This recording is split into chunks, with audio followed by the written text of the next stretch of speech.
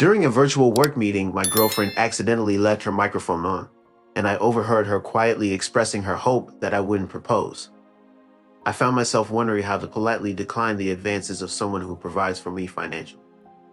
To my surprise, her coworker jokingly suggested marrying me for financial security and divorcing me later, leading to shared laughter.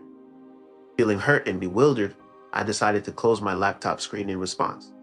The next morning, my girlfriend woke up to a deactivated credit card and numerous missed calls. Reflecting on the situation, I realized that I never imagined myself in a position where I would feel used for my financial support while my partner harbored secret feelings of disdain. This experience has left me grappling with the swift collapse of a relationship that I believe was based on love and mutual respect over the course of 3 years. To provide some context, I, a 34-year-old male, first met Amelia, a 31-year-old female, at a community garden project where I was volunteering through my company's outreach program. She captivated me with her articulate advocacy for urban sustainability during a workshop she led on behalf of environmental nonprofits, where she worked in marketing. Our connection deepened through our shared values and music interests, leading to a relationship that evolved organically within 6 months. Throughout the months we shared my apartment, we had a mutually beneficial arrangement from the start. Given my higher income as a software developer compared to her position in the nonprofit sector, we decided on a setup that acknowledged our respective financial situations. While she was dedicated to her work, she faced financial challenges due to student loans and the modest earnings of her chosen career path. In our agreement, I covered the housing expenses and most of our living costs, while she took care of groceries, her car payments, and building an emergency fund for us both. It was a balance that allowed her to follow her passion and enabled me to support her without feeling like I was being taken advantage of. For close to 3 years, this arrangement worked seamlessly, or so I believed. We enjoyed traveling together, hosting gatherings for our friends, and discussing our future plans. I had been setting aside savings for a ring, contemplating a proposal during our upcoming trip to Barcelona. However, the truth came to light in an unexpected manner last Wednesday. I was working remotely from our second bedroom, which serves as my office.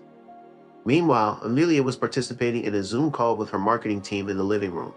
I was focused on coding with my noise-canceling headphones on when it dawned on me that I needed to speak with her about our dinner plans with my parents for the upcoming weekend.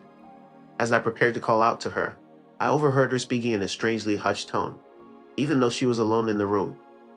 It seemed that her team was taking a break or waiting for someone to join, as she engaged in what appeared to be a private conversation with her colleague, Jenna. So he mentioned Barcelona might be extra special this time.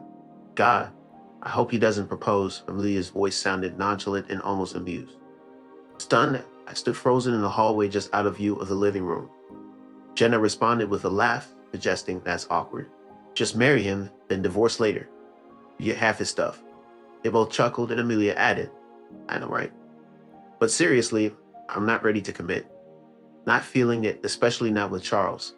He's nice, but as dull as a beige wall. Jenna noted that those beige walls come with financial stability. Exactly, that's why I'm still around. My savings are thriving, and my student loans are almost paid off. Give me another year, and I'll have enough money to move on. I just need to buy my time without committing. Does he suspect anything? Not a clue, he's clueless. Last week, he mentioned starting a family in a few years, and I just smiled and nodded, mentally calculating how much more I need to save before I can break free. He is to show enough love to keep him content without making a promise. Amelia switched back to her professional tone as someone must have rejoined their main meeting. Oh, it looks like Marcus is back. Anyway, I'll send those campaign drafts by the end of the day. I quietly retreated to my office. I shut the door, a wave of nausea hitting me like a punch to the gut. Memories from the past 3 years surged through my mind, casting a new light on our relationship. I recall how she would deflect conversations about our future, how her affection seemed to increase after I made significant purchases, and how she kept me separate from her friend. Amelia had a strategic plan in their relationship, focusing on covering major expenses, saving aggressively, and then moving on once she had accumulated enough savings. Jenna, who knew the details because she briefly worked at the same company as one of Amelia's exes, revealed that Amelia had a spreadsheet with projections of the amount she needed to save before ending the relationship. In the spreadsheet, my name was listed alongside a specific dollar amount. This conversation with Jenna finally made me feel validated rather than foolish. It became clear that Amelia's actions were not about me being uninteresting or dull. Rather, she had a calculated approach to relationships that did not prioritize genuine emotional connections. It has been 10 days since I moved back into the apartment after Amelia found somewhere else to stay with a friend. I have given her until the end of the next month to collect her belongings as we agreed.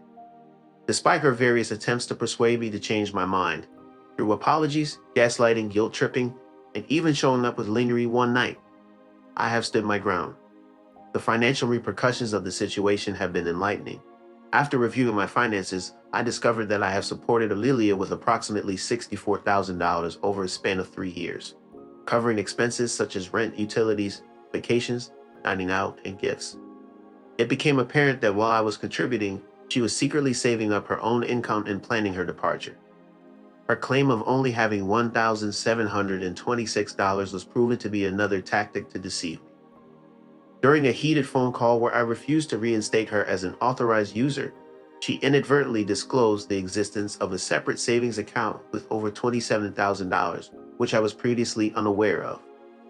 Some acquaintances have suggested that I might feel foolish for being taken advantage of in this manner, but I do not share that sentiment. I entered the relationship with genuine intentions and remained true to my values throughout. The fact that someone exploited my kindness does not reflect on my naivety, but rather on her calculated actions. I have since donated the engagement ring to a charitable auction, finding solace in the transformation of an object symbolizing a manipulated future into funds for a worthy cause. As for the 47 missed calls that initiated this series of events, they have now increased to. With over 100 calls coming in, the majority are now from unfamiliar numbers, indicating that Amelia may be borrowing phones from friends. After realizing that I had blocked her, I made the decision to stop answering unknown calls altogether. Surprisingly, despite the heartbreak, I have been feeling lighter. There is a strange sense of relief in having my suspicions confirmed. No more doubts or questioning my instincts about the situation.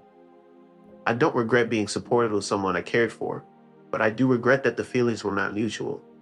However, I am grateful to have discovered this before any major commitments were made, such as a proposal, marriage, or starting a family, preventing me from being financially exploited by someone who did not value me. This experience has taught me to pay attention to how someone's actions align with their words, especially when discussing future plans. Perhaps the lesson here is simply to ensure that if you are going to discuss deceitful intentions, you are certain that you are on mute.